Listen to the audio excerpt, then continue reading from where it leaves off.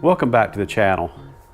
Today I'm going to do something a little bit different. I want to have a little bit of a discussion about what I continue to see about the mountain bike industry failing and how mountain biking is going downhill. And I just want to kind of talk about some of those touch points and what we're seeing, why we're seeing it, and what my thought process is on it. If you jump on the internet, it doesn't take you very long to see all of the headlines. If you get on YouTube, let me scroll down and show you some of the things that I see that are just at the top of the list, and I'll work my way down. The first video is why the bike industry is failing. The second is what is the bike industry doing so wrong. The third is bike industry crisis in 2024, why I'm not surprised. The next one is the mountain bike industry dying? It's a pretty pointed topic there. Another one, what's happening? I lost 3 main sponsors, bike industry update. That's from a very big mountain biker in the YouTube world, or in the world in general. Sid Mackey, here's what's going on, our perspective on the bike industry in 2024. Matty Active, the real problem with Trek. Bike industry news that nobody is talking about. It just goes on and on and on. All of it is negative, and I would assume some of it may be clickbait, but a lot of it is probably legit as well.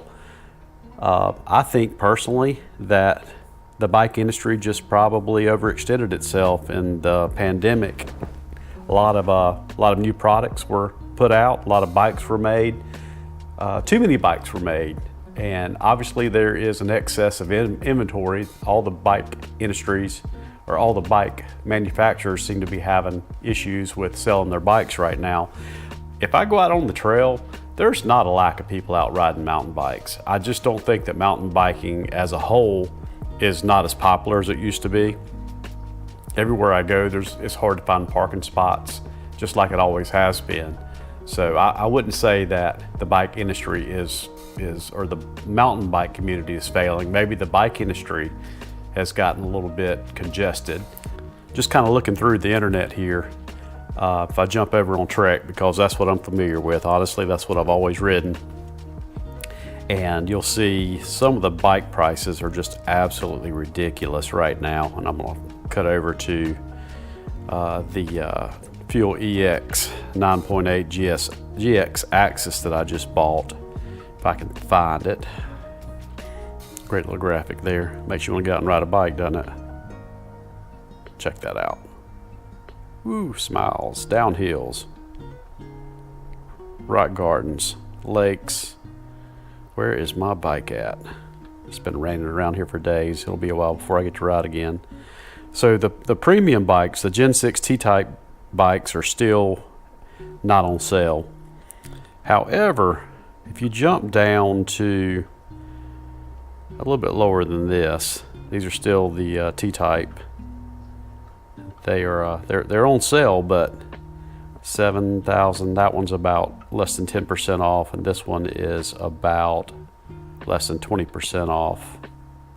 The Fuel EX 9.9 XO Axis T-Type Gen 6 is still a pretty good sell on that bike. But as you get lower, this is what grabs my attention right here. This is the bike I just bought. This bike is a $7,700 bike that you would have paid $7,700 for a year ago. Look at that price. Less than $4,000 for that bike on sale right now. That is utterly ridiculous. That's a carbon bike with GX axis shifting. Most of the components on it are fairly high end, not at the very highest end, but pretty high end. So a $4,000 deal there. Crazy. As you go on down, there'll be even more of that. The T-Types, again, like I said, this is about 20% off, less than 20% off, but still crazy pricing. Let's jump over and look at the, well, let's keep going down. You can get a Fuel Gen 5 EX, I'm sorry, a Fuel EX5 Gen 5 for less than $2,000 right now. And let's see what else. The Gen 6 is still not on sale. So sort it and get the lowest price bike that you can buy in that family right now. It's just not showing the one I just looked at. There it is. Fuel EX5 Gen 5, less than $2,000. Crazy, crazy, crazy. All right, let's go over and look at see if we can find the Slash. The Slash is the enduro bike, and we've got it sorted as featured. Let's go from high to low. 24 bikes in this category. High to low, the highest price is a Gen 6 T-Type Axis, $11,500. And it doesn't take you very long to start getting into the sales. The Slash 9.9 XX Axis T-Type Gen 6 is less than $9,000, so that's about 20% off. Still no sales too much here. The flight attendant version is about 50% off. Look at that, $12,750, and it's on sale for $6,500. And look at these deals here. These are crazy deals. The Slash 9.8 GX Axis T-Type Gen 6 is about 20% off, $5,500.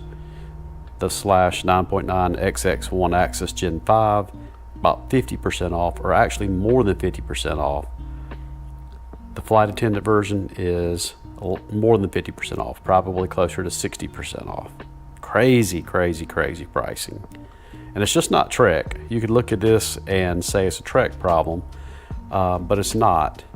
And I was trying to find the baseline. Here we go. The Slash 9.8 Shimano, the XT Gen 5, $3,500. This bike was about roughly a $7,000 bike.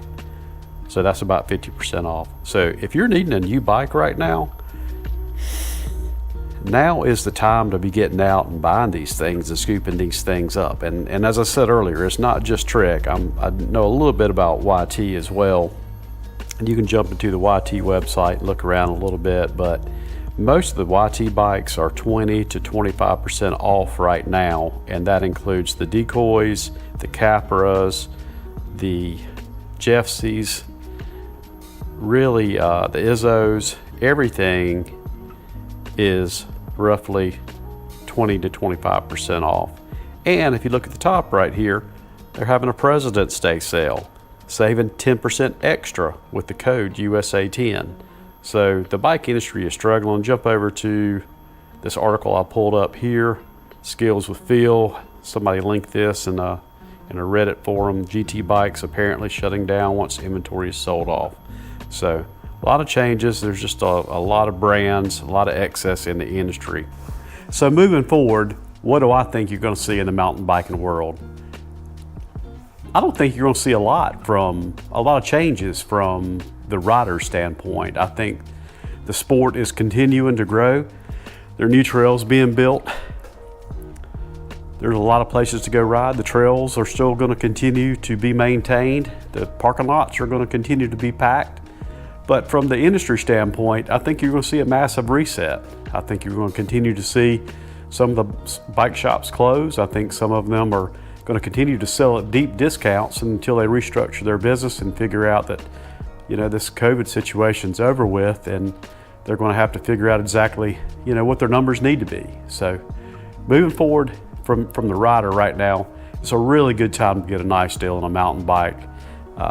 You would probably be helping the companies out, help them get this excess inventory under control, and then at some point you're going to see everything level out, and you're going to see a healthy bike industry again. So that's my take on it. I don't know. I'd like to know what you guys think in the comments, and if you haven't subscribed yet, I would appreciate you subscribing. This content does take a good bit of effort to put out, and it's much appreciated. So. All right, well, I'll see you out there.